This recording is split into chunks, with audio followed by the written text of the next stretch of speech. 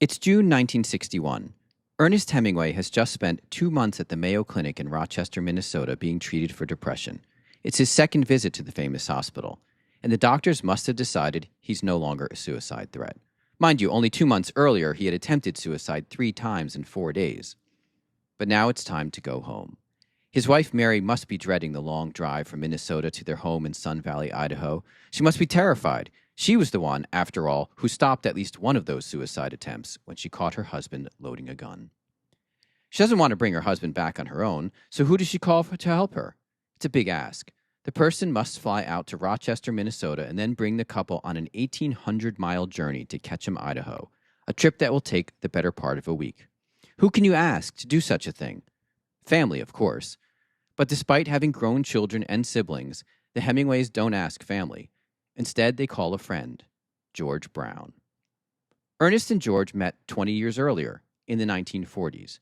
George owned a gym in New York City, and it's no surprise that Ernest, a man obsessed with boxing, would spend time there. But what may have begun as a casual acquaintance quickly changed. George became Ernest's trainer, boxing coach, and friend. Hemingway even brought George Brown along to Cuba during the filming of a movie version of The Old Man in the Sea. Perhaps Mary saw in George someone strong who could serve as a protector for her husband during this long and difficult road trip. When the trio finally reached Idaho, it must have been a relief for George Brown. He'd completed his duty, returning his friend safely home. The three went out for a meal at a favorite local restaurant and then home to bed.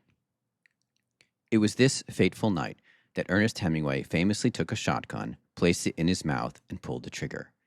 It was Mary and George who found the writer's body. But let's turn the clock back to happier times. It's late 1940, and Hemingway's book For Whom the Bell Tolls has just been published.